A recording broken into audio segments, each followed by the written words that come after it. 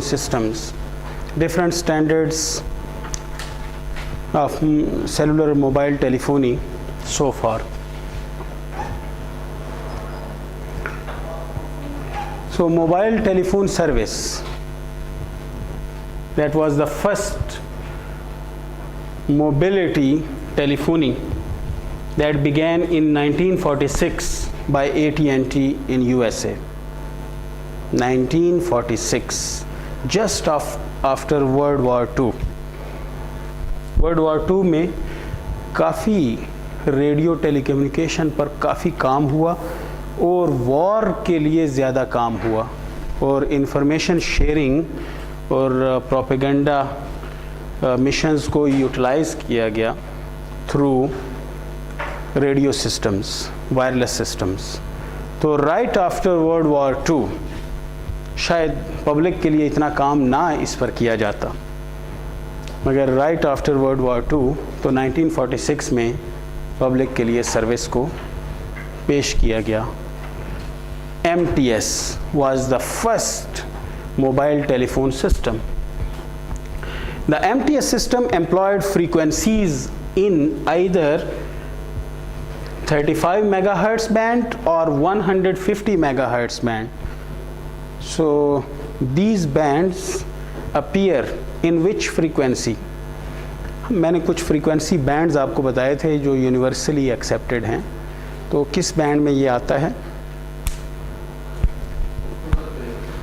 नहीं, ये VHF का इनिशियल जहाँ से VHF स्टार्ट होता है और फिर तकरीबन मिड, क्योंकि VHF 30 मेगाहर्ट्ज़ टू 300 मेगाहर्ट्ज़ तक, और ये वो फ्रीक्वेंसी बैंड है कि जो तकरीबन इजी टू इंस्टॉल है, क्योंकि बहुत हाई फ्रीक्वेंसीज़ को शुरू में उसके इक्विपमेंट को डील करना बहुत मुश्किल काम था, क्योंकि ये वो ज़माना था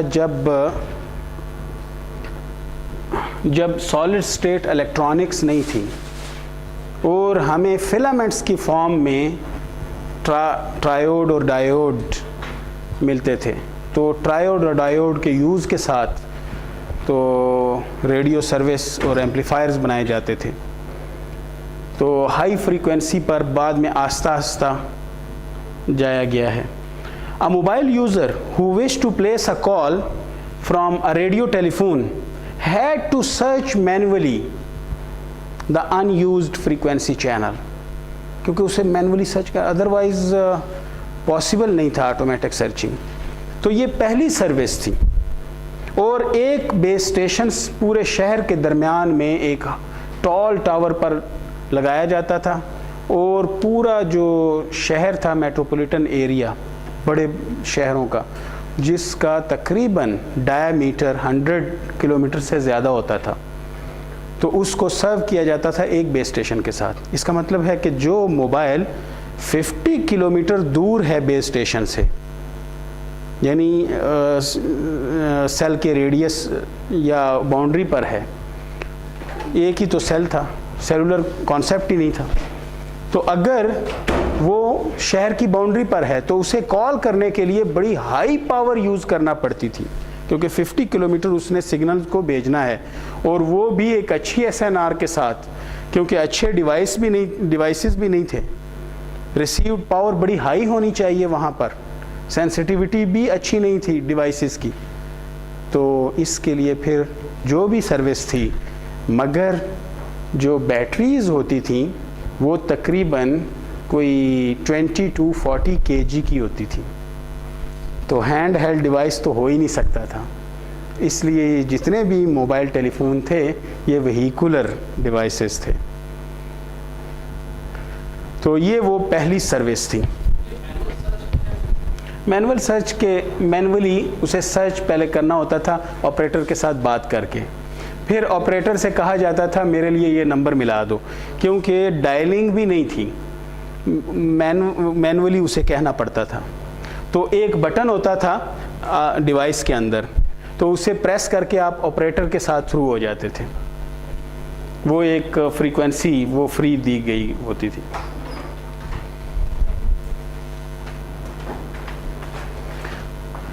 So in MTS, user first spoke with a mobile operator who actually dialed the call over the PSTN के नंबर के साथ. The radio connection was simplex, one-way talk was provided, and the direction of the call was maintained through a push to talk button. आज भी push to talk button तकरीबन हर mobile में होता है. ये किस काम के लिए है, कभी हमने नहीं यूज़ किया. तो अभी भी बहुत सारे कंट्रीज़ में सिंप्लेक्स कॉल्स का कॉन्सेप्ट मौजूद है, यानी हाफ डुप्लेक्स. उसके चार्जेस बहुत कम होते हैं.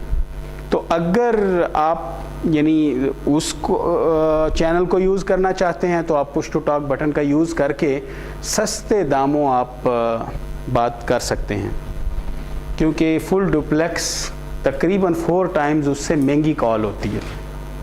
तो आप 4 टाइम्स सस्ती कॉल कर सकते हैं, मगर पाकिस्तान में किसी ऑपरेटर ने ये सर्विस नहीं दी.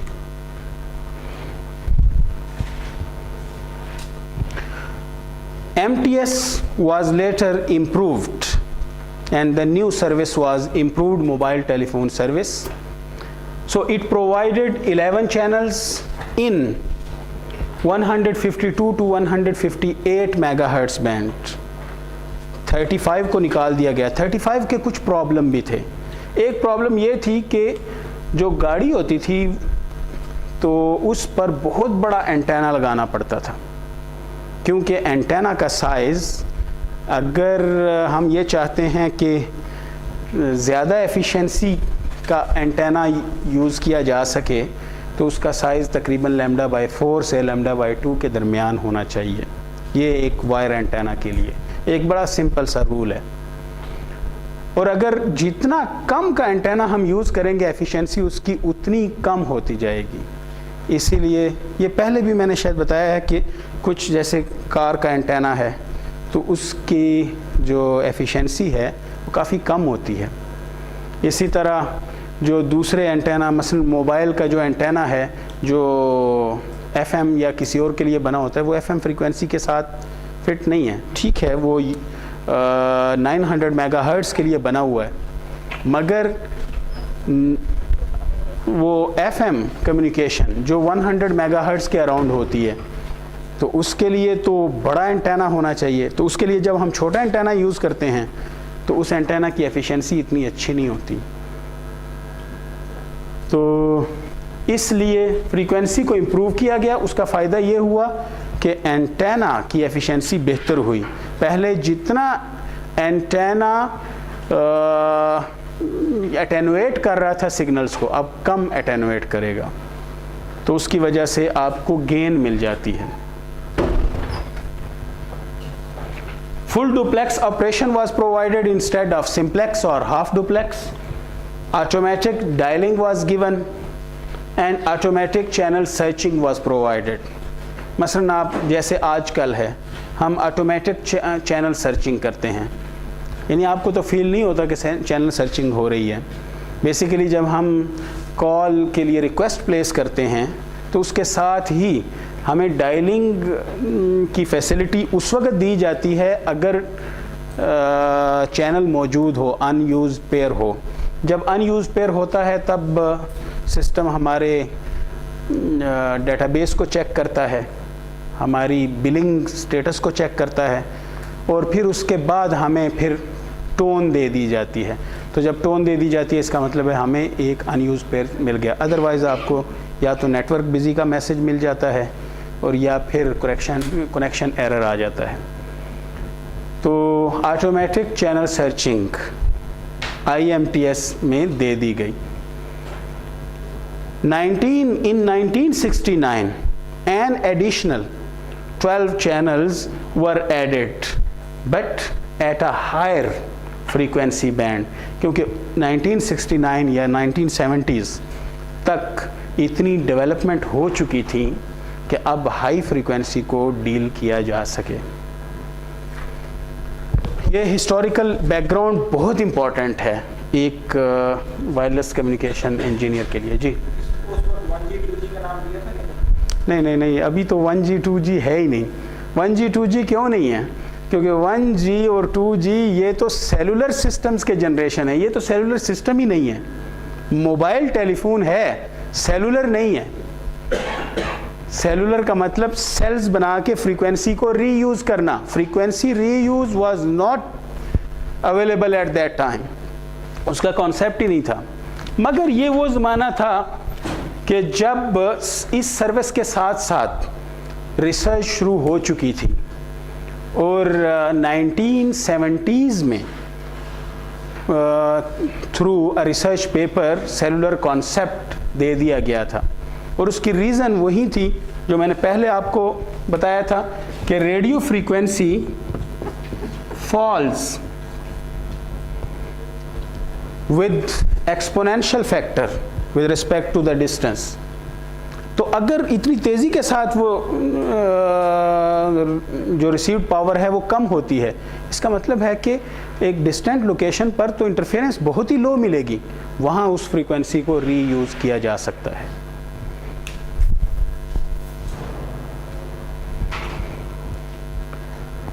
तो IMTS अपने ज़माने के लिहाज से काफ़ी सक्सेसफुल रहा,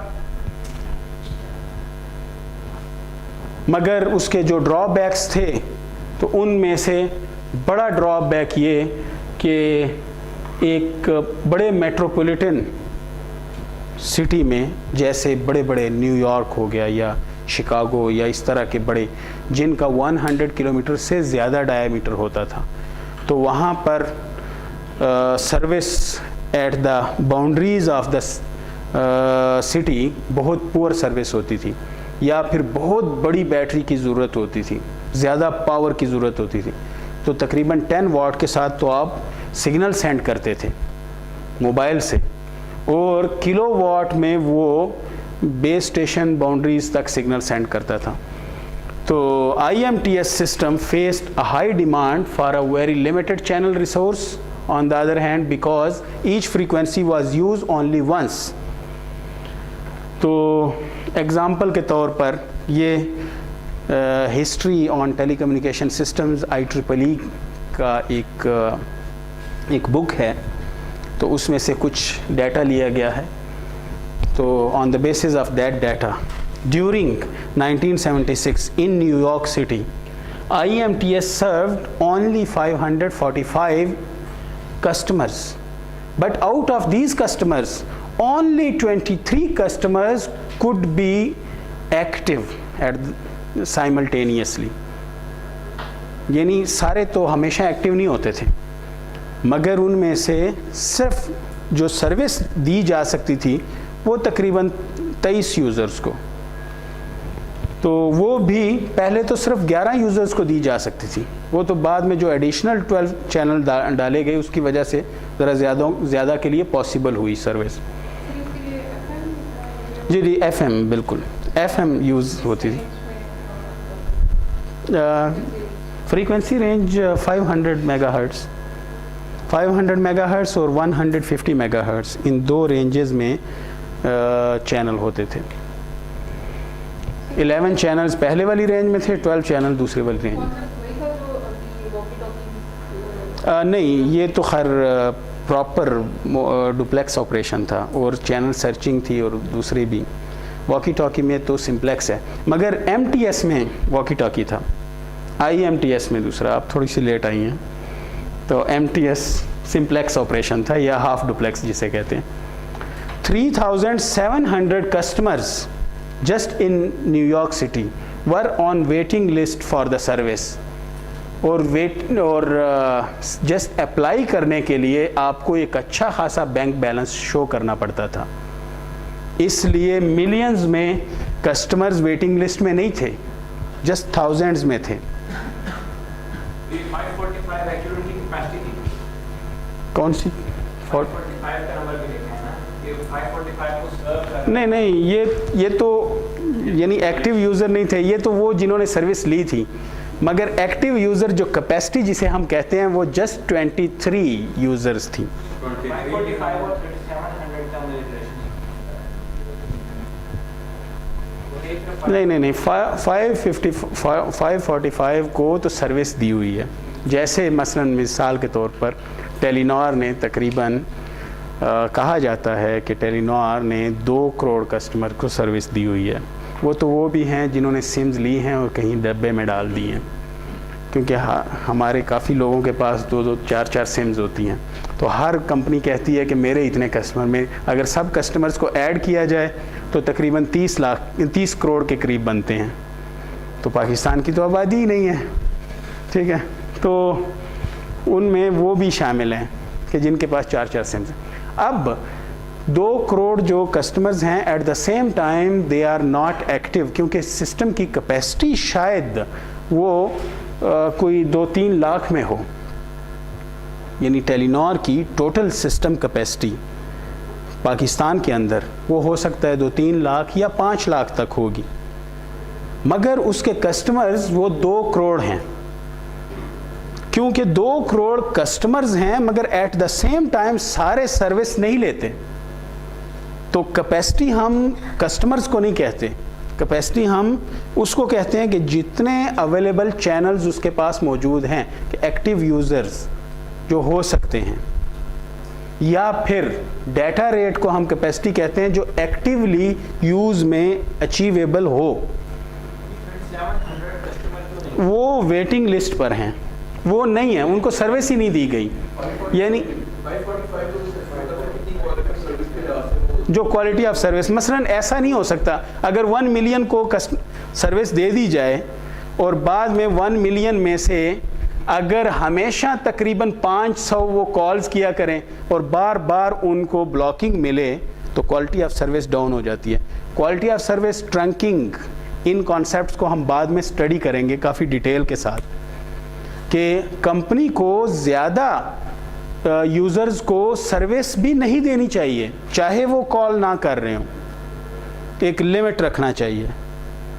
और यही वजह है कि पाकिस्तान में टेलीनॉर ने जब शुरू में अपने कुछ पैकेज इंट्रोड्यूस करवाए थे, तो शायद आप लोगों को याद हो कि बार बार टेलीनॉर की यानी कंजेशन मिलती थी, तो उसकी वजह से फिर बहुत सारे यूज़र स्विच कर गए, जिसकी वजह से फिर अपने नॉर्मल वे में सारी कंपनीज के कस्टमर्स आ गए। क्लियर? तो ये वेटिंग लिस्ट पर थे कि अगर ये छोड़ेंगे तो इनको फिर प्रेफरेंस दी जाएगी। जी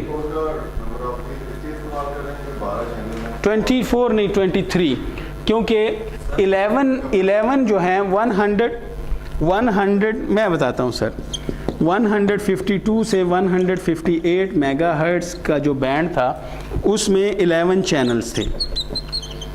ये वो चैनल्स थे जो कि कैपेसिटी थी सिस्टम की, एक शहर के अंदर जितने यूज़र्स को सर्विस दी जा सकती थी eight the same time. Service तो आप ज़्यादा को दे सकते हैं, क्योंकि सब तो कॉल नहीं करते, बड़ी महंगी कॉल होती है। कॉल को महंगा करते जाएं, खुद ही यूज़र ज़रा कम होते जाते हैं कॉल करने वाले। और फिर दोबारा 500 मेगाहर्ट्ज़ के बैंड में 12 चैनल और ऐड किए गए, जस्ट इसलिए ताकि सर्विस की पॉपुलैरिटी देखकर, क्योंकि इन कॉल्स, एक्टिव कॉल में से एक अच्छा खासा हिस्सा पूरी दुनिया में जो गवर्नमेंट्स हैं सबसे ज़्यादा टेलीकम्युनिकेशन में से कमाती हैं। कोई भी कंपनी यूज़ कर रही हो टेलीकम्युनिकेशन, तकरीबन 30% टैक्स होता है। ये पाकिस्तान में तो अब ज़रा टैक्स का रवाज ज़रा बढ़ गया है, बाकी कंट्रीज़ में तो टैक्स बहुत ज़्यादा होता है। तो मैं ये नहीं कहता कि टैक्स ज़्यादा होना चाहिए, क्योंकि उसके हिसाब से उनको सर्विसेज भी ज़्यादा दी गई होती हैं। यहाँ तो सर्विसेज भी नहीं हैं, ठीक है ना। यानी वो चीज़, इस चीज़ को हम वो फिर टैक्सेशन सिस्टम का वो नहीं कर सकते, मगर मैं ये कहता हूँ कि गवर्नमेंट्स भी उसमें से कमाती है, तो गवर्नमेंट फिर फैसिलिटेट करती है ऑपरेटर्स को। पहले जस्ट 11 चैनल्स थे, अब 1200 एक और फ्रीक्वेंसी बैंड में दे दिए गए, तो टोटल हुए हमारे पास 23। तो 23 user eight the same time वो एक्टिव हो सकते हैं किसी एक शहर में, because frequency was not reused. frequency was used only once. That was the reason for this low capacity. Sir ये IMTS के जितने ये तो डुप्लेक्स था 23 चैनल्स नहीं, IMTS डुप्लेक्स नहीं था, हाँ डुप्लेक्स है जी। तो ये जी 23 चैनल 46 यूजर्स एट जी दोनों नहीं, दोनों उसमें, यानी ये दोनों उसमें दिए गए हैं, रिसीवर और ट्रांसमीटर अपलिंक और डाउनलिंक मिला के, अदरवाइज़ तो ज़्यादा हैं। MTS में ज़रा ज़्यादा थे। मतलब सर अगर दो यही तो असल में एक मसला पैदा हुआ। MTS में 22 यूज़र थे, 22 यूज़र एक्टिव हो सकते थे, 22 चैनल थे, क्योंकि सिंप्लेक्स चैनल थे। तो जब IMTS बनाया गया तो वो 22 की बजाय आधे हो गए, क्योंकि अब उनको साथ अपलिंक भी दे दिया गया। तो जब आधे हो गए तो उसके बाद फिर और 12 ऐड करने पड़े। मतलब सर दो यूजर्स अगर इन कॉन्टैक्ट है तो दोनों अलग अलग चैनल यूज करेंगे? इन कॉन्टैक्ट हैं, हाँ, अगर दो यूज़र आपस में बात कर रहे हैं वायरलेस। वैसे पहला जो पुराना कॉन्सेप्ट था IMTS के ज़माने में, तो मोबाइल यूज़र आपस में कम ही बात करते थे, ज़्यादा PSTN नंबर के साथ बातचीत की जाती थी, यानी घर के फ़ोन के साथ लैंडलाइन के साथ। मगर अगर वो आपस में भी with in the same city अगर आपस में बात करते हैं तो वो फिर यानी total 4 different frequency channel use होंगे, 2 अपलिंक के लिए, 2 डाउनलिंक के लिए, क्योंकि 2 वे कम्युनिकेशन, ठीक है। एक दफ़ा बेस स्टेशन से हो के जाएगी, क्योंकि बेस स्टेशन असल में इंटरफेस प्रोवाइड करता है। आपस में मोबाइल टू मोबाइल कम्युनिकेशन ये आज तक सेलुलर में नहीं है, मोबाइल टू बेस कम्युनिकेशन है। मगर मोबाइल टू मोबाइल कम्युनिकेशन की में रिसर्च शुरू हो चुकी है, जो व्हीकल्स की आपस में हुआ करेगी, वो एक डिफरेंट डोमेन है, उसे व्हीकुलर नेटवर्क्स कहते हैं, that is not cellular. Clear हो गया? ये कुछ पॉइंट्स ऐसे हैं जो ज़रा क्लियर साथ साथ करने चाहिए, इम्पॉर्टेंट है ये। तो कैपेसिटी हम सिर्फ प्रोवाइडेड चैनल्स को कहते हैं कि जो एक्टिवली प्रोवाइडेड चैनल्स होते हैं, number of users that are served actively. तो ये वेटिंग लिस्ट पर थे कि ये छोड़ेंगे तो ये फिर आएंगे।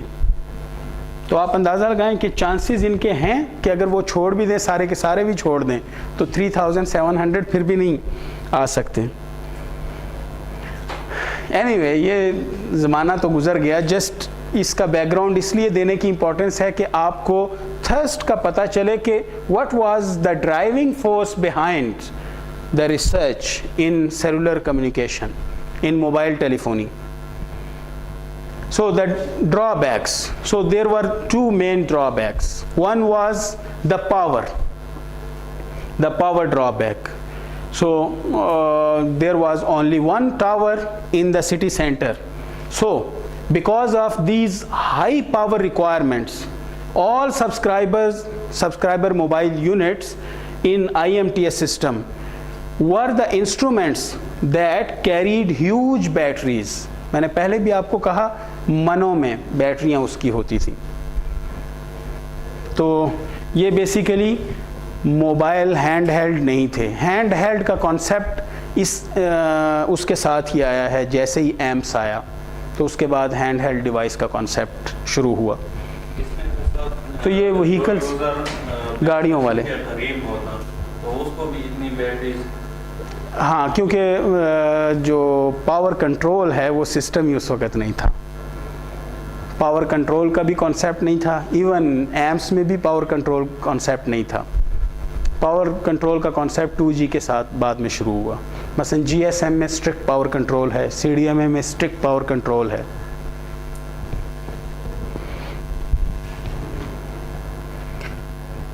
So that was the time when AMPS began its services. That was the first cellular mobile system. तो MTS, IMTS सेलुलर नहीं थे, मोबाइल तो थे। तो USA के अंदर AT&T और मोटरोला का ये जॉइंट वेंचर था। 1970s में जो कॉन्सेप्ट पेश किया गया था सेलुलर का, तो उस पर मोटरोला और AT&T ने मिलकर काम किया और एम्स के नाम से काफ़ी सक्सेसफुल एक सेलुलर सिस्टम बनाया। और ये वो ज़माना था जब outside USA Nordic mobile telephone service that was NMT, तो एनएमटी 450 उसका एक स्टैंडर्ड था, तो उसने जापान के अंदर और यूरोप के अंदर काम किया। और उसी ज़माने में यूके के अंदर अपना एक सिस्टम था TACS, total access communication services, और फिर उसके बाद ई टैक्स, तो वो भी उनका पहला सेलुलर था। तो यानी सिर्फ एम्स ही पहला सेलुलर नहीं है, ये यूएसए का सेलुलर है। और मसलन एनएमटी ने अपनी सर्विसेज वो 1981 में लॉन्च की थी, जबकि एम्स ने अपनी सर्विसेज वो 1983 में शुरू की हैं शिकागो से। तो अगर हम वैसे तो इसको ही पहला कहा जाता है, मगर देखा जाए तो दूसरे यानी इससे भी पहले के। अब AMPS was based on 666 paired voice channels.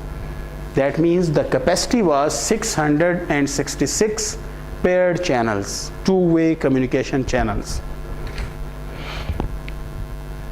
Each channel had a bandwidth of 30 kilohertz in the 800 megahertz. It means first time or maybe after IMTS, the second, that this frequency was used from UHF, ultra high frequency band. VHF से निकल आए, VHF 300 तक था, IMTS में 500 का use हुआ जो UHF का शुरू है, मगर UHF का जो दरमियाना पॉइंट है तो उसमें 800 मेगाहर्ट्ज़। और तकरीबन अब तक जो टेलीफोन सर्विसेज इस वक्त यूज़ हो रही हैं वो 900 मेगाहर्ट्ज़ GSM, तो ये तकरीबन वही रेंज है। इसमें एक रीज़नेबल एंटेना साइज़ होता है जिसे यानी हायर एफिशिएंसी के साथ बनाया जा सकता है। AMP system employed an analog frequency modulation FM, उसमें भी FM थी जो MTS था और IMTS में भी, and was designed to support both mobile and portable subscriber units. ये वही vehicular भी और portable भी जिसे आप कैरी कर सकते हैं। तो ये पहली दफ़ा। सर ये 30 किलोवाट और 800 मेगाहर्ट्ज़ ये फिगर्स क्या? मैं इसको एक्सप्लेन वैसे पहले भी कर चुका हूँ, मगर मैं कोई बात नहीं, बार बार एक्सप्लेन करता जाऊँगा। देखें, एक है हमारे पास कैरियर फ्रीक्वेंसी जिस पर सिस्टम ऑपरेट करता है। शायद कुछ और भी स्टूडेंट्स क्लास में हों कि जिनका जहन में ये क्वेश्चन हो, इसलिए इस क्वेश्चन को मैं दोबारा रिपीट कर रहा हूँ। तो फ्रीक्वेंसी स्पेक्ट्रम, ज़ीरो फ्रीक्वेंसी से ऑनवर्ड हमारे पास लेट्स से कि 3G चलें, 3 गीगाहर्ट्ज़ मौजूद है, हम यहाँ तक इसे यूज़ करते हैं। तो अब देखें, अगर मैं 900 मेगाहर्ट्ज़ सेंट्रल फ्रीक्वेंसी यूज़ करता हूँ, तो सेंट्रल फ्रीक्वेंसी, अब दूसरी जो टर्म है जो मैंने एक्सप्लेन की थी वो है बैंडविड्थ। बैंडविड्थ बेसिकली अगर मैं कुछ अपने जैसे आवाज़ है मेरी, ये मैं ज़रा बेसिक्स से ये कॉन्सेप्ट शुरू कर रहा हूँ ताकि जिनका, क्योंकि एक क्वेश्चन मुझे पहले भी ये क्वेश्चन किया गया है क्लास के बाद, किसी ने किया था, तो मैंने उसे एक्सप्लेन तो कर दिया था, उससे मुझे कम से कम अंदाज़ा ये हुआ कि शायद कुछ ऐसे स्टूडेंट्स हैं जिन्होंने डिजिटल कम्युनिकेशन नहीं पढ़ी। देखें, जब मैं कोई भी जो इन्फॉर्मेशन है तो उसका स्पेक्ट्रम लिया जाए, मसलन मैं अगर यहीं अपनी आवाज़ उसकी एक वेव फाइल बनाऊं और फिर उस फाइल को मैं मैटलैब के ज़रिए या किसी भी सिग्नल प्रोसेसर के ज़रिए मैं उसका spectrum, power spectral density find करना चाहूँ कि किस किस फ्रीक्वेंसी के सिग्नल्स इसमें मौजूद हैं, क्योंकि एक फ्रीक्वेंसी नहीं होती, काफ़ी फ्रीक्वेंसीज़ होती हैं। तो अगर मैं वो मालूम करना चाहूँ तो तकरीबन यूँ एक प्लॉट आ जाता है। तो अगर बाज़ औक़ात तो प्लॉट ये होता है कि किसी एक फ्रीक्वेंसी पर नहीं, ऐसे वो चलता है। चलें हम अगर ये ले लें कि कम से कम ये जो रीजन है यहाँ तो बहुत कम पावर है, पावर का जो एम्पलीट्यूड है वो बहुत कम है। तो ये वो रीजन है कि जिसमें पावर का एम्पलीट्यूड बड़ा हाई है। तो मेरे पास फ्रीक्वेंसीज़ की यानी ज़ीरो फ्रीक्वेंसी के आसपास एक रेंज आ जाएगी जिसमें नेगेटिव पोर्शन भी है और पॉजिटिव भी है। पावर स्पेक्ट्रल डेंसिटी का प्लॉट इसे कहते हैं, पावर स्पेक्ट्रल डेंसिटी। बेसिकली जब आप फोरियर ट्रांसफॉर्म लेते हैं तो फोरियर ट्रांसफॉर्म का स्क्वायर होता है ये, यानी जो भी आपने फोरियर ट्रांसफॉर्म लिया तो उसका स्क्वायर, लेट्स से कि जी ऑफ एफ का ये स्क्वायर है, और जी ऑफ टी वो सिग्नल था जो शायद आवाज़ ऐसे कोई सिग्नल है, ये टाइम डोमेन का सिग्नल होगा। तो इस टाइम डोमेन के सिग्नल इसमें भी देखा जा सकता है कि कहीं पर ज़रा रिलैक्स है, कहीं पर बहुत हाई फ्रीक्वेंसी है। इसका मतलब है इसमें सारे कंपोनेंट मौजूद हैं, हाई फ्रीक्वेंसी वाले भी और लो फ्रीक्वेंसी वाले भी। ठीक है, तो इसको अगर हम पावर स्पेक्ट्रल डेंसिटी लें तो हमारे पास ये प्लॉट आता है। इसमें से ये जो पोर्शन है ये रियलाइजेबल या पॉजिटिव फ्रीक्वेंसी है। अब अगर इसको मैं ऐसे ही ट्रांसमिट करना चाहूँ, ये मैंने पहले दिन के लेक्चर में भी ये बताया था, तो अगर मैं इसको ट्रांसमिट करना चाहूँ मेरे लिए सिर्फ एक वे पॉसिबल है कि मैं कोई गाइडेड मीडियम यूज़ करूँ, जैसे वायर यूज़ करूँ। तो उसको बेस बैंड कम्युनिकेशन कहते हैं, यानी मैं बेस बैंड मॉड्यूलेशन यूज़ कर सकता हूँ। उसका क्या तरीका है, यही सिग्नल मैं जस्ट वायर के ज़रिए भेज दूँ। ठीक है, मगर जब मैं वायर के ज़रिए इसे भेजना भी चाहूँ तो उस वायर में, क्योंकि वायर जो होती है कोई भी वो पेयर वायर का, तो उसमें कैपेसिटिव इफ़ेक्ट होता है। इस कैपेसिटिव इफ़ेक्ट की वजह से और उसमें रेजिस्टेंस होता है, इन दोनों की वजह से ये एक लो पास फिल्टर का मॉडल बन जाता है। लो पास फिल्टर मॉडल ये कि अगर फ्रीक्वेंसी लो है तो कैपेसिटर उसके लिए ओपन सर्किट बन जाता है, जैसे ज़ीरो फ्रीक्वेंसी डीसी के लिए ये ओपन सर्किट होगा। तो जितना वोल्टेज मैंने यहाँ से सेंड किया या जो सिग्नल मैंने सेंड किया वही सिग्नल यहाँ रिसीव हो जाएगा। अगर फ्रीक्वेंसी का हाई फ्रीक्वेंसी का कंटेंट उसमें मौजूद है और कैपेसिटर की कैपेसिटेंस वो उसके मुताबिक डिफरेंट है, इसकी जो रिएक्टेंस होगी वो कितनी है, XC क्या होती है, 1/ωc। इसका मतलब है जितनी कम कैपेसिटेंस होगी उतनी ज़्यादा रिएक्टेंस ये देगा, और वाइस वर्सा। इसी तरह फ्रीक्वेंसी ये ω2πf है, जितनी फ्रीक्वेंसी लो होगी उतनी ये हाई इम्पीडेंस देगा। तो अगर हाई इम्पीडेंस देगा तो यहाँ से करंट नहीं गुजरेगी बल्कि सारी की सारी करंट आगे चली जाएगी और सिग्नल एज इट इज़ आगे शिफ्ट हो जाएगा। और अगर फ्रीक्वेंसी इसकी वो बहुत हाई है तो इम्पीडेंस बहुत लो हो जाएगा, और अगर लो इम्पीडेंस होगा या कैपेसिटेंस अगर कम हो तो यानी कैपेसिटेंस ज़्यादा हो तो फिर क्या होगा कि हमारे पास सिग्नल वो, क्योंकि उसके लिए इम्पीडेंस कम हो गया, सिग्नल यहाँ से ही शिफ्ट हो जाएगा और वापस आ जाएगा, ऐसे शॉर्ट सर्किट बन जाएगा, शॉर्ट हो जाएगा। आगे V0 पर कुछ भी रिसीव नहीं होगा, तो हम कहते हैं कि सिग्नल एटेन्यूएट हो गया है, आगे गया ही नहीं, पास ही नहीं हुआ। तो तारें जो हैं वायर्स, इसका मतलब है कि उनका जो बिहेवियर है वो हाई फ्रीक्वेंसी को अटेनुएट करते हैं। तो उनका अगर रिस्पॉन्स किसी भी तार का, इवन ट्विस्टेड पेयर केबल जो ये घरों में आती है, ट्विस्टेड पेयर इसे इसलिए बनाते हैं, ट्विस्ट करते हैं ताकि ये जो कैपेसिटेंस है जब ट्विस्ट किया जाए तो रिएक्टेंस आपस में एक दूसरे को कैंसल आउट कर सकें। तो जब रिएक्टेंस कैंसिल करेंगे तो ये इफेक्ट उनका ख़त्म हो जाएगा, इसलिए उसे ट्विस्ट किया जाता है।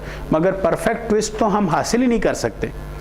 तो जब परफेक्ट ट्विस्ट नहीं ले सकते तो इसका मतलब ये हुआ कि जो भी वायर हो तो उसका फ्रीक्वेंसी बिहेवियर अगर हम किसी सिग्नल के लिए चेक करना चाहें तो वो हमें लो पास मिलता है।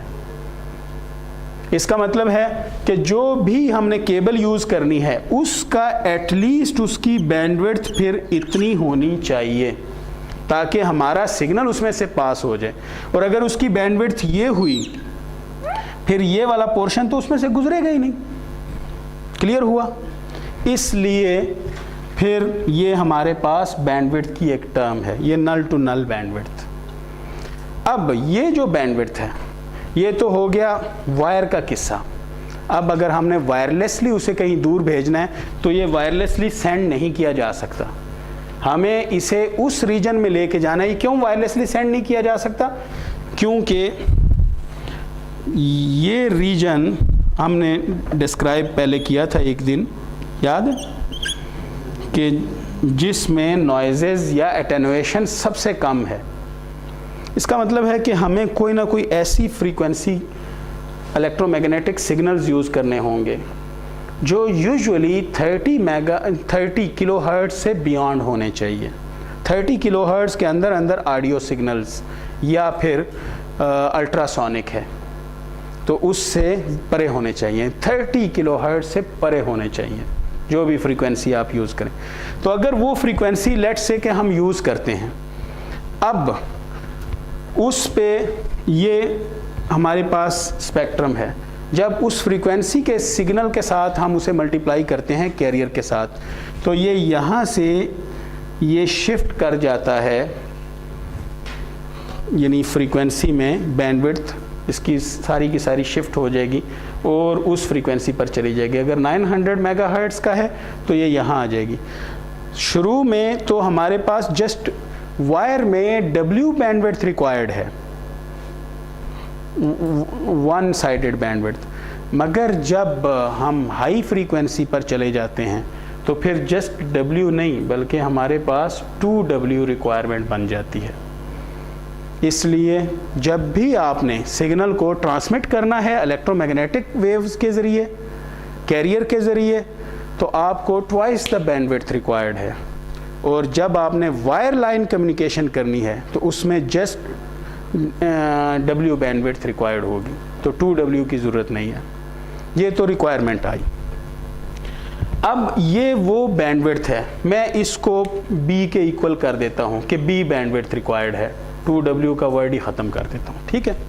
टोटल बैंडविड्थ, ये बैंडविड्थ रिक्वायर्ड है। अगर ये बैंडविड्थ मेरे पास लेट्स से कि आम वॉइस को देखा गया है तो वॉइस की तकरीबन बैंडविड्थ जो वो 4K या 6K तक बनती है, तकरीबन 6K तक। मगर अगर उसे इलेक्ट्रिक सिग्नल्स में बनाया जाए, सिग्नल्स में कन्वर्ट किया जाए इलेक्ट्रिक सिग्नल्स में, तो फिर हमें थोड़ी सी ज़्यादा बैंडविड्थ की रिक्वायरमेंट होती है, तो तकरीबन राउंड अबाउट कोई 10K के करीब। तो जब हम उसे हाई फ्रीक्वेंसी पर ले जाना चाहते हैं तो फिर 20K के करीब आ गई, ठीक है। तो 20K के करीब बैंडविड्थ जस्ट वॉइस की अच्छी क्वालिटी नहीं, जैसी भी है वैसे के लिए तो रिक्वायर्ड है। इसका मतलब है कि अगर हमने ये रिक्वायरमेंट करनी है तो चाहे ताकि डाटा आपस में मिक्स ना हो तो उसे थोड़ा सा गार्ड बैंड भी देना है इस तरफ भी, ताकि वो दूसरे से दूर रहे, दूसरे के सिग्नल से, और इस तरफ भी।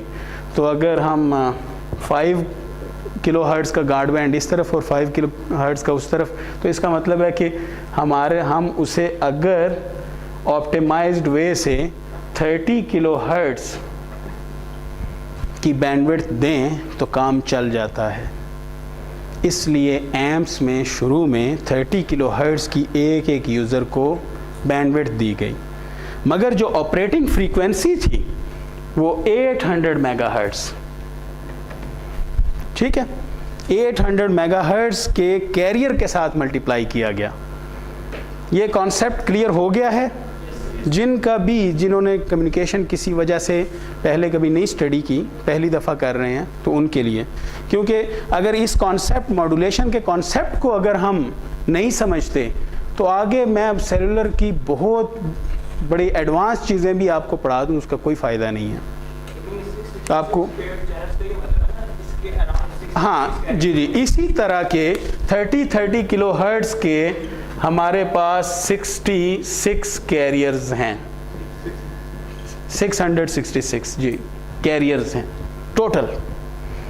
तो आप इवन फाइंड भी कर सकते हैं, अगर गॉड बैंड को हटा के समझ लें कि वो नेग्लिजिबल है, तो जस्ट 30 किलोहर्ट्ज़ को आप 666 से मल्टीप्लाई कर दें,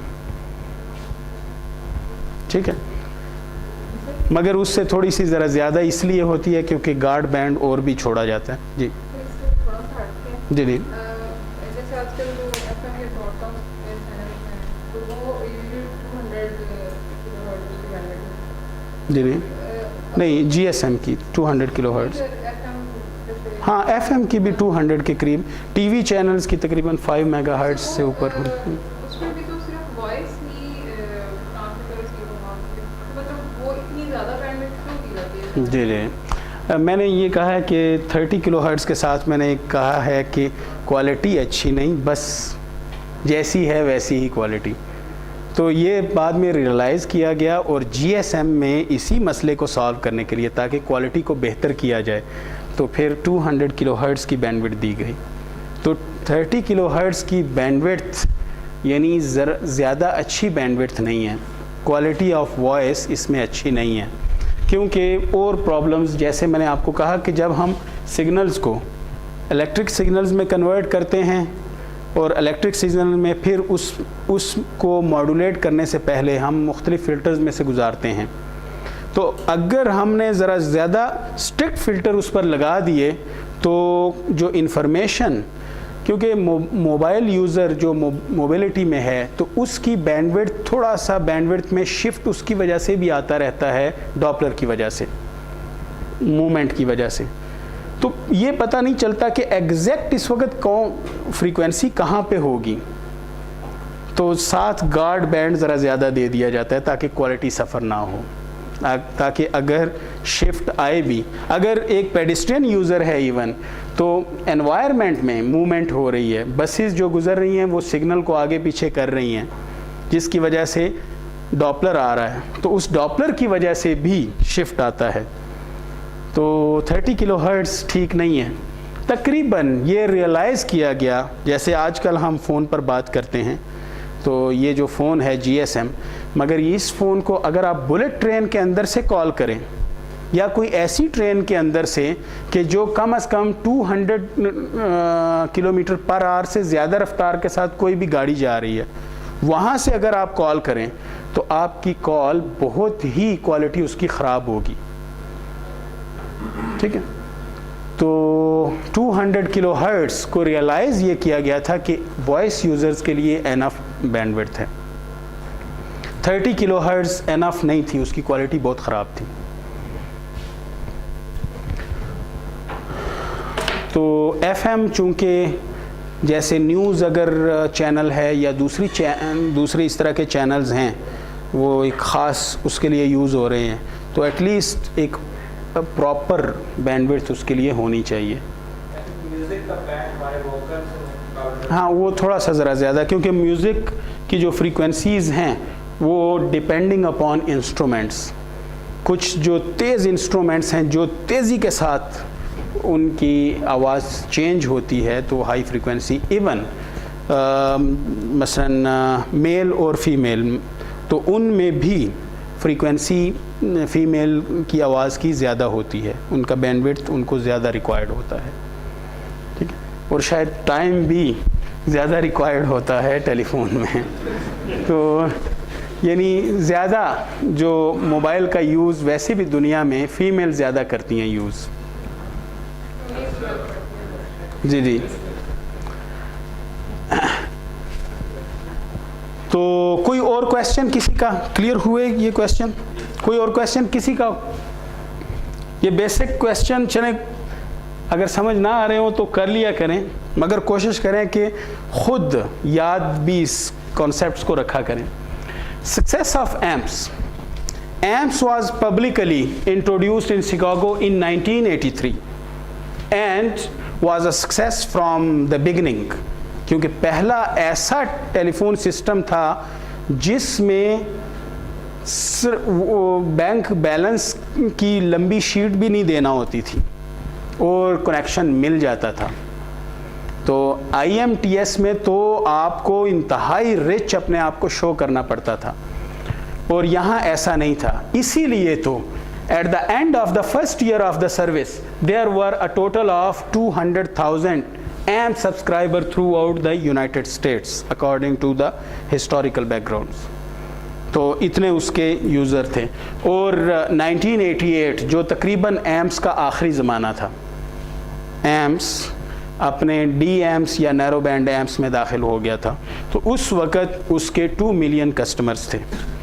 सो in response to this growth, जैसे मैंने पहले कहा कि जब गवर्नमेंट को अच्छी खासी आमदनी हो रही होती है तो वो उसको और फेवर देते हैं, तो फिर मज़ीद 166 वॉइस चैनल्स वो दे दिए गए। तो उसके साथ फिर यानी 666 प्लस 166 तो एडिशन हुई। मगर फिर बाद में पता चला कि कैपेसिटी तो और भी ज़्यादा रिक्वायर्ड है, क्योंकि अब बहुत सारे मेरे जैसे जो कस्टमर्स थे वो भी अप्लाई करने के काबिल हो गए। इससे पहले वो अप्लाई करने के भी काबिल नहीं थे, एलिजिबल नहीं थे। तो जैसे पाकिस्तान में भी एक ज़माना वो था कि ये स्टेटस सिंबल था, अब ये मोबाइल स्टेटस सिंबल नहीं, अब नेसेसिटी का हिस्सा यानी हो गया है, नेसेसिटी है। तो अब हर कोई अपने बिज़नेस के लिए या किसी भी काम के लिए तो वो मोबाइल ख़रीदता है। तो वो स्टेटस सिंबल से बात आगे चली गई। तो वही कुछ USA में उस वक़्त हुआ। तो एम्प्स में फिर इस कैपेसिटी शॉर्टेज की वजह से, मैंने जैसे पहले भी बताया था, हिस्टोरिकल एक बैकग्राउंड पहले बोर्ड पर आपको दिया था। तो एम्प्स में फिर जो इम्प्रूवमेंट्स की गई without introducing a new standard, तो एम्प्स के अंदर ही इम्प्रूवमेंट की गई। तो उनमें से एक इम्प्रूवमेंट NAMPS थी। NAMPS तो उसने क्या किया कि जो एग्जिस्टिंग 30 किलोहर्ट्ज़ के वॉइस चैनल था, वॉइस चैनल,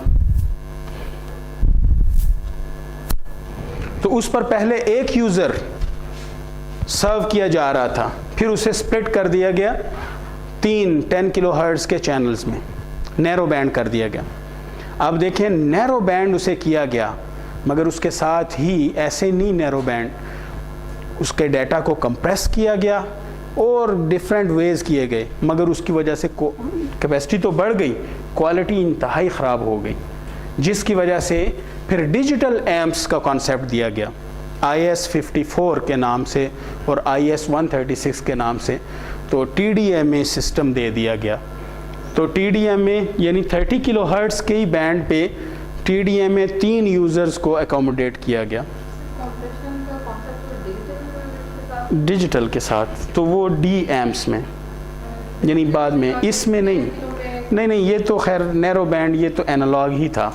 तो एनालॉग था मगर सोफिस्टिकेटेड इंस्ट्रूमेंट प्रोवाइड किए गए, फिल्टरिंग और ख़ास तौर पर जो इंटरफेरेंस कैंसलर इसमें लगाए गए जो NAMPS में। बाद में वो IS-136 में कंप्रेशन साथ दी गई और कंप्रेशन के साथ ही उसे यानी TDMA based digital communication system बना दिया गया। ये एम्प्स का आखिरी ज़माना था। उसके बाद फिर एम्प्स का एंड हुआ और फिर नए सिस्टम्स दुनिया में आए। तो डिजिटल एम्प्स जी नहीं, वो तो दूसरे टेलीफोन सिस्टम थे। रशिया का अपना टेलीफोन सिस्टम रहा है और वो भी दुनिया में ऐसे ही चलता रहा जैसे ये है, मगर वो कहीं भी कमर्शियली लॉन्च नहीं किया गया। रशिया ने बहुत फ्री सिस्टम दिए जो इनसे बेहतर सिस्टम्स थे तो कम्युनिस्ट ब्लॉक को। तो उस वक़्त रशिया यूएसएसआर के नाम से यूनाइटेड सोवियत सोशलिस्ट रिपब्लिक्स था, यूनियन थी।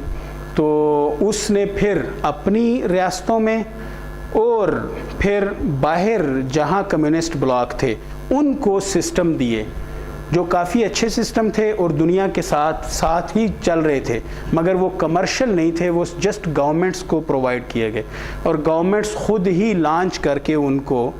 तो कम्युनिस्ट मुल्क में सर्विसेज यूजुअली फ्री दी जाती हैं, तो सर्विसेज काफ़ी हद तक वो फ्री दी गई या बहुत लो कॉस्ट पे दी गई। ये हम सिर्फ कैपिटलिस्टिक वर्ल्ड की बात कर रहे हैं जहाँ पर हर चीज़ बड़ी महंगी बिकती है। तो चाइना का भी उस वक़्त कम्युनिस्ट ब्लॉक था, इसलिए इस पूरे हिस्टोरिकल बैकग्राउंड में चाइना का नाम भी नहीं आएगा। मगर 3G में चाइना कम्युनिस्ट सोसाइटी से कैपिटलिस्टिक सोसाइटी में चेंज हो चुका था, इसलिए 3G में चाइना ने अपना फिर एक स्टैंडर्ड दिया है जिसे हम स्टडी करेंगे। तो ये हिस्टोरिकल उसकी बैकग्राउंड थोड़ी सी है।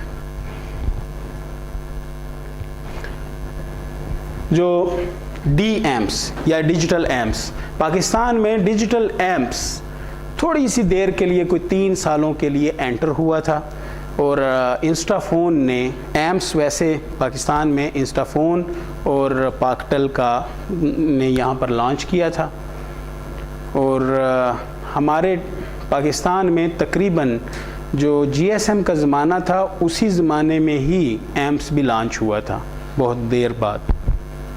तो 80s के आखिर में लॉन्च हुआ।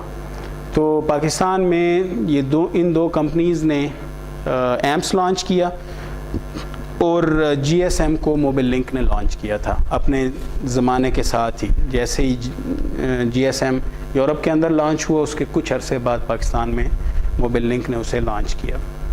तो वो पाकिस्तान में मोटरोला वेंडर था मोबाइल लिंक के लिए भी। तो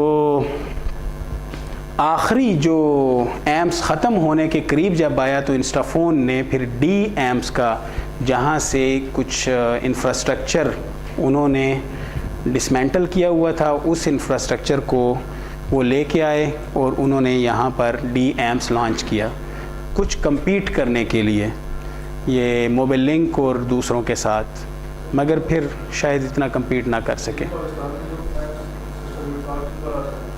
वो एम्स था, नहीं एम्स था, सिम नहीं थी, नहीं सिम नहीं थी, वो इलेक्ट्रॉनिक सीरियल नंबर यानी सेट का जस्ट सीरियल नंबर यूज़ होता था। इन पूरे सिस्टम्स में सिम का कॉन्सेप्ट पहली दफ़ा GSM ने दिया है।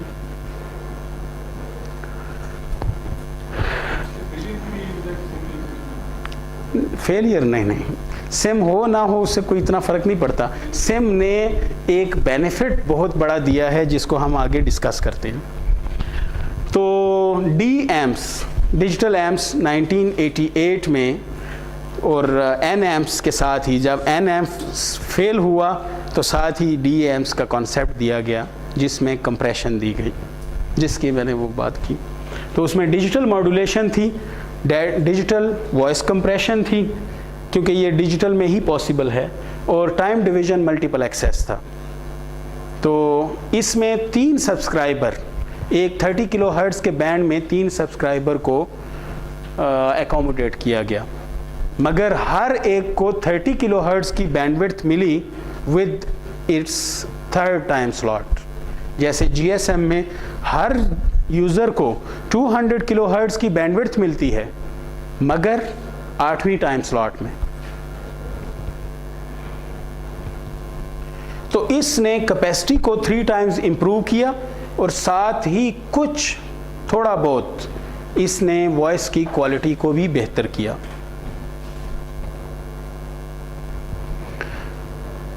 इसी ज़माने में CDMA पर काम हो रहा था, तो क्वालकॉम ने USA के अंदर IS-95 के नाम से ये एक CDMA सिस्टम लॉन्च किया, जिसे यानी पहले दिन से ही 2G समझा गया, second generation, amps first generation और DAMPS ये फर्स्ट 1.5 जनरेशन आप कह लें, मगर ये प्रॉपरली 2 जनरेशन था, सेकंड जनरेशन, और सेकंड जनरेशन के लिए जो रिक्वायरमेंट सेट थी उनसे बेहतर था, इसलिए इसको 2.5 जनरेशन कहा जाता है।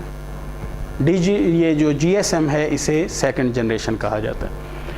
तो 1994 में ये सिस्टम अपीयर हुआ, जिसने थर्ड अप्रोच FDMA TDMA के बाद थर्ड अप्रोच यूज़ की CDMA। तो थर्ड अप्रोच ने CDMA यूज़ किया, इसने डिजिटल वॉइस कंप्रेशन के साथ डिजिटल मॉड्यूलेशन प्रोवाइड की। डिजिटल वॉइस कंप्रेशन का क्या फ़ायदा है कि आप डाटा को बहुत कम कर देते हैं, तो डाटा रिडंडेंट डाटा आप निकाल देते हैं, तो उसका फ़ायदा फिर ये होता है कि बहुत कम बैंडविड्थ फिर रिक्वायर्ड हो जाती है उसके लिए। मगर अगर आपने स्पीड प्रोवाइड करनी है, जैसे यहाँ पर 384 किलोबिट्स पर सेकंड की स्पीड दी गई IS-95 में, ये मैक्सिमम, तो अगर आप स्पीड प्रोवाइड करते हैं इसका मतलब है कि आपको बिट ड्यूरेशन काफ़ी कम करनी पड़ेगी, तभी स्पीड प्रोवाइड होगी। तो जब बिट ड्यूरेशन कम करेंगे तो बैंडविड्थ की रिक्वायरमेंट बढ़ जाएंगी, क्योंकि ये जो पॉइंट है, जो बैंडविड्थ है, ये फिर उस पर डिपेंडेंट है। ये मैंने एक्सप्लेन किया हुआ है इससे पहले, और सेकंड टाइम अभी थोड़ी देर पहले एक्सप्लेन किया। तो ये यानी बैंडविड्थ की रिक्वायरमेंट बढ़ गई। जब बैंडविड्थ की रिक्वायरमेंट बढ़ गई तो IS-95 में 1250 किलोहर्ट्ज़ की बैंडविड्थ दी गई पर यूज़र, और साइमल्टेनियस कम्युनिकेशन दी गई। TDMA में साइमल्टेनियस कम्युनिकेशन नहीं होती, इसलिए डाटा रेट उसका ज़्यादा हो ही नहीं सकता, क्योंकि आपको अपनी टाइम स्लॉट का इंतज़ार करना पड़ता है। एज में सारी की सारी टाइम स्लॉट्स दे दी जाती हैं, मगर फिर भी डाटा रेट 200 किलोहर्ट्ज़ से रिलेटेड ही होगा, क्योंकि बिट ड्यूरेशन को इतना रखा जाता है कि 200 किलोहर्ट्ज़ के अंदर अंदर ही कंप्लीट हो, यानी बैंडविड्थ मिले। तो GSM में बैंडविड्थ कम है, IS-95 में काफ़ी ज़्यादा बैंडविड्थ थी, 1250 किलोहर्ट्ज़ की बैंडविड्थ की वजह से। तो 1250 किलोहर्ट्ज़ क्यों रखा गया? इसकी रीज़न ये थी कि एम्प्स के साथ उसे कंपैटिबल रखने के लिए। तो 30 किलोहर्ट्ज़ की जो बैंडविड्थ है उसमें से अगर गॉड बैंड और दूसरे निकाल दिए जाएं तो 25 किलोहर्ट्ज़ हमारे पास आते हैं। तो इसी को फिर आगे मल्टीप्लाई किया गया और 1250 किलोहर्ट्ज़ की बैंडविड्थ बनाई गई। इसी तरह जैसे GSM है, तो GSM जब 3G के अंदर, ये 3G की भी यही बैंडविड्थ है CDMA 2000 की, तो GSM में 200 किलोहर्ट्ज़ की बैंडविड्थ है जो इस वक्त हमें मिल रही है। तो WCDMA जो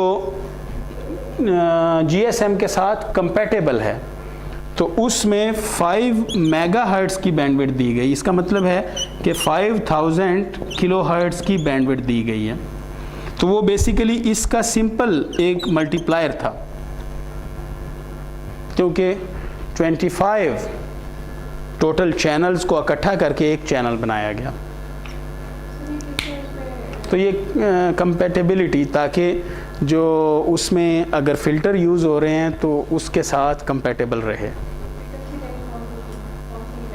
नहीं, फ्रीक्वेंसी रेंज तो उसी लेगेसी को फॉलो किया गया जी, 900 की लेगेसी को, मगर आगे खैर ये तो 3G तो फिर अगली फ्रीक्वेंसीज़ पर है, मगर बैंडविड्थ और वो चीज़ें उसके साथ कंपैटिबल रखी गई अपने सिस्टम्स के साथ। तो